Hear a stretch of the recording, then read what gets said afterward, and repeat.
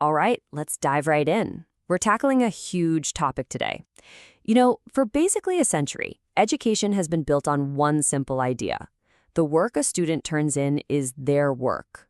But generative AI, it's completely shattered that foundation. And now we have to rethink everything we thought we knew about assessment.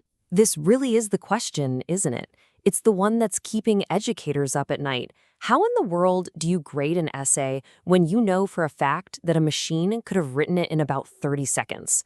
The old ways just aren't going to cut it anymore. So what's the path forward? So let's just lay it out. On one hand, you have traditional assessment.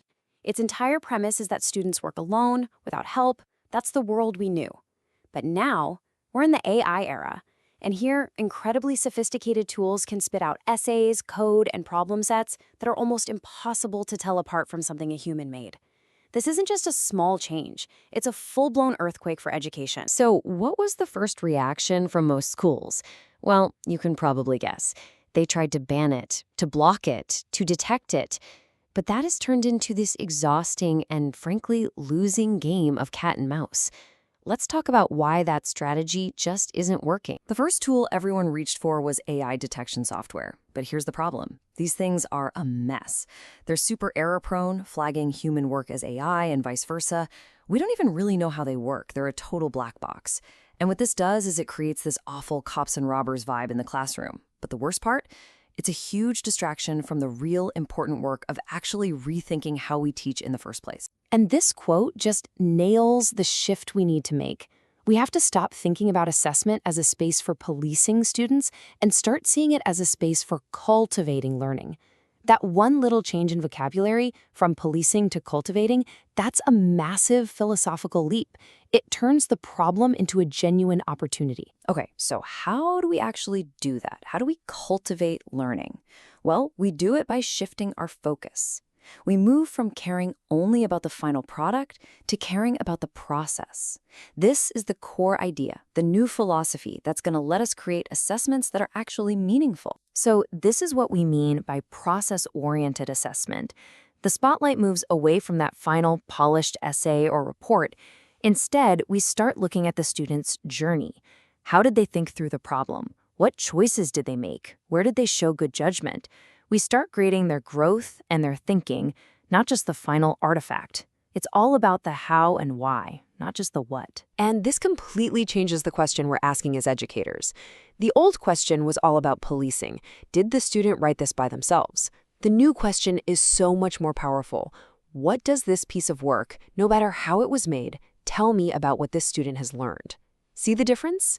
It's a total reframe of what assessment is even for. Now, I know what you're thinking. This sounds good in theory, but what does it actually look like in a real classroom? So let's get practical and look at a few examples of assignments that are pretty much immune to being cheated by AI. Here's a brilliant one, the AI critique essay. You start by telling the student to use an AI to answer a question. Then comes the real work. Their assignment is to write an essay that critiques the AI's answer. Is it accurate? Is there a hidden bias? What important things did it leave out? The student is graded on their critique, on their sharp analysis, skills that a machine simply doesn't have. Or how about this one? The annotated prompting journal. While a student works on a big project, they keep a diary of every single time they ask an AI for help.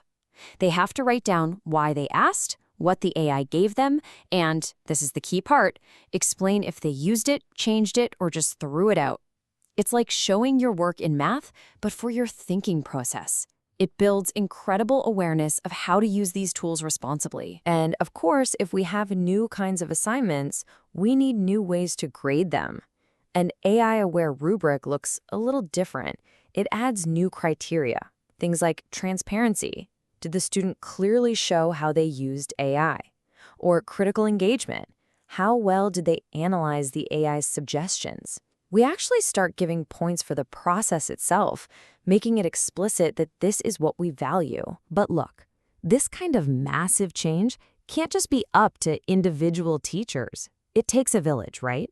So let's zoom out for a second and talk about what the institution, the school, the district, the university needs to do to build this smarter future. For any of this to work, institutions have a huge role to play. First, they have to make sure every student has access to these tools so we don't create a new digital divide. They need to create clear, fair policies. They absolutely have to train their faculty. And they have to be watchdogs for student data privacy and for the hidden biases that are often baked right into these AI models. So when you step back and look at the whole picture, you realize something. It's so easy to see the rise of AI as this terrible crisis. But what if it's not? What if this is actually a once-in-a-generation opportunity? A moment that's forcing us to build something better, more authentic, and more in line with what students really need.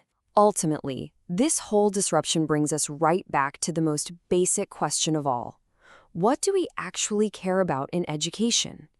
And if we answer that question honestly, we have a chance to use this moment not just to survive AI, but to create the most meaningful, human-centered education we've ever had.